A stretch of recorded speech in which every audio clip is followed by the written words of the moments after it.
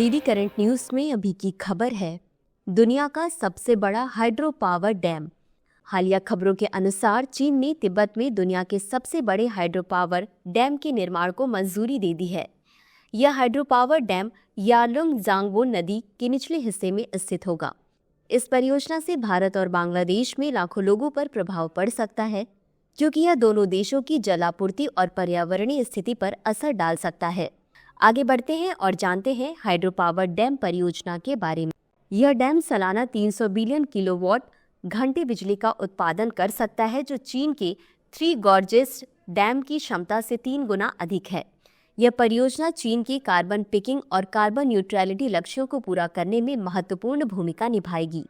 साथ ही इंजीनियरिंग जैसे संबंधित उद्योगों को प्रोत्साहित करेगी और तिब्बत में रोजगार सृजन करेगी। इस परियोजना की लागत 3 गॉर्जेस डैम से अधिक होने की संभावना है, जिसकी लागत 254.2 अरब युआन थी, जिसमें 1.4 मिलियन लोगों का पुनर्वास भी शामिल था।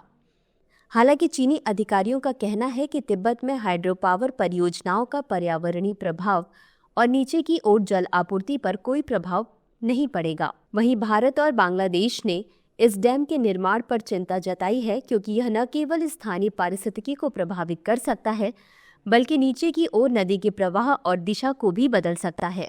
बता दें कि यह परियोजना चीन यारलुंग जांगबो नदी के ऊपरी हिस्से पर पहले से शुरू की गई हाइड्रो पावर ऊर्जा उत्पादन गतिविधियों का विस्तार करेगी। आइए अब जानते हैं यारलुंग जांगबो नदी के बारे में।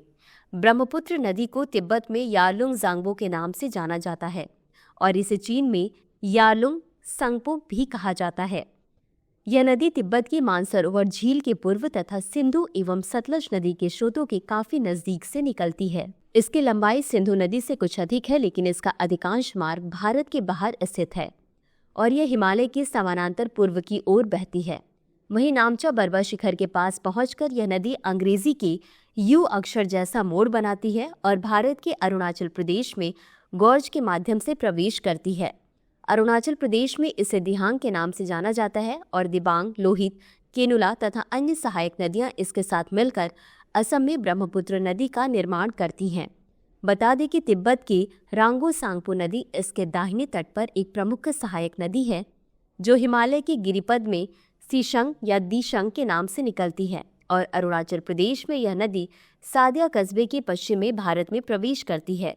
साथ ही दक्षिण पश्चिम दिशा में बहते हुए इसके प्रमुख सहायक नदियां दिबांग या सिकांग और लोहित नदी मिलती है और इसके बाद यह नदी ब्रह्मपुत्र के नाम से जानी जाती है।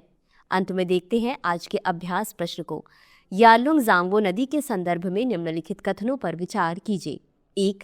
अरुणाचल प्रदेश में इसे दिहांग के नाम से जाना जाता है। 2. यह नदी तिब्बत के मानसरोवर झील के पूर्व तथा सिंधु एवं सतलज नदी के स्रोतों के काफी नजदीक से निकलती है। उपर्युक्त में से कौन सा या कौन से कथन सही है या सही है? ए केवल 1, बी केवल 2, सी 1 और 2 दोनों, डी न तो 1 और न ही 2। इस प्रश्न का उत्तर कमेंट बॉक्स में जरूर दें। अभी के लिए बस इतना ही। धन्यवाद। डियर व्यूअर्स, अपने एग्जाम की तैयारी को और बेहतर करने के लिए हमारे चैनल को लाइक, शेयर और सब्सक्राइब करना न भूलें।